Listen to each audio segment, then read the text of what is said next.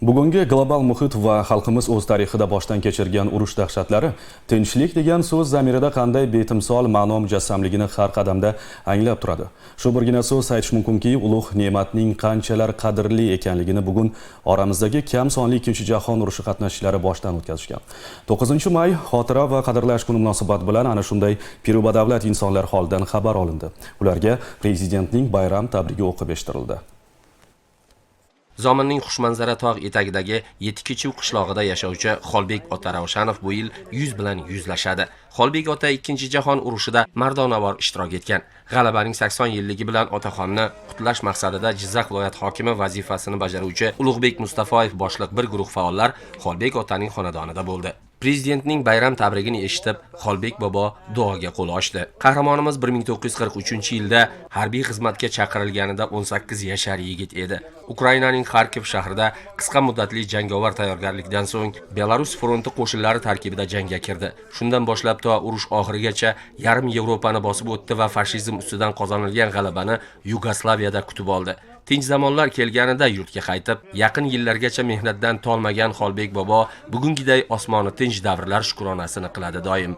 Sharof Rashidov tumani Qo'shko'prik mahallasida istiqomat qiluvchi Mamasharif bobo Siddiqov urushga otlanganida 18 yoshda edi. Urushning dastlabki yillarida u Ukraina frontiga tushdi. Fashistlarni taslim etishda Avstriya tuproqlarigacha yetib borib, mardonavor jang qildi.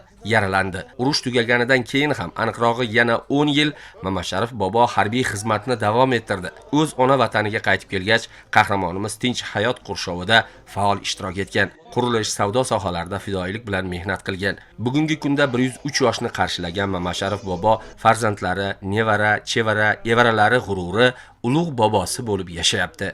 Mamasharif bobo bizni dadamizni frontdagi jo'ralari bo'ladi. Bular yoshida birga katta bo'lgan. O'sha frontda xizmat qilishgan. Dadam 2002-yilda urush jarohatidan ketdilar. 3 yo'llarda raning bo'lgandi boshqa. Bu ham mana juda qadrdon og'ayni bo'lganlar.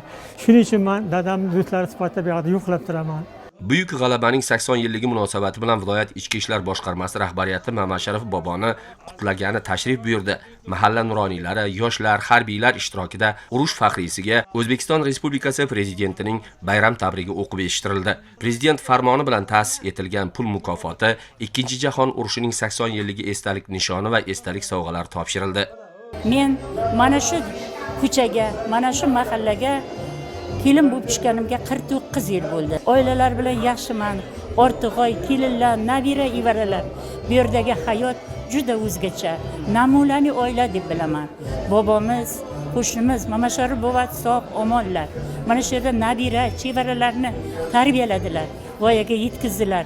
Men mana shu ota bilan faxrlanaman. Shuni ta'kidlash joizki, biz nafaqat bular Mamasharif boboni, balki urush qahramonlarini ko'rganimizda shunday hissiyot o'tadiki, nafaqatki ular bizga namuna, ibrat namunasi, balki ularni ko'rganda bizda vatanga, vatanni sevish, vatanni qadrlash tuyg'ulari jo'shib boradi. Biz ham shu yurtni asab-avaylashga jon dildan borimizcha harakat qilamiz. Bayram munosabati bilan Jizzax shahrida istiqomat qiluvchi urush faxriysi 100 yoshli Vera Talpeyeva holidan ham xabar olindi. Prezidentimizning bayram tabrigi yetkazilib, pul mukofoti topshirildi. Ну, по ее рассказам их угнали.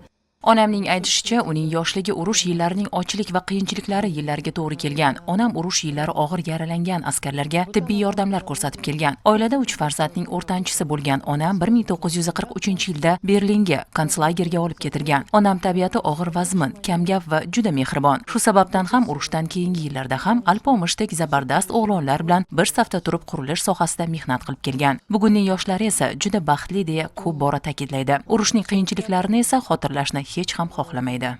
Darhaqiqat, qancha vaqt o'tmasin, xotira abadiy, qadr muqaddasdir. Oramizda yashayotgan mana shunday mo'tabar insonlarning hayot yo'li, ona vatan oldidagi xizmatlari kelajak avlod uchun ibrat manbaidir.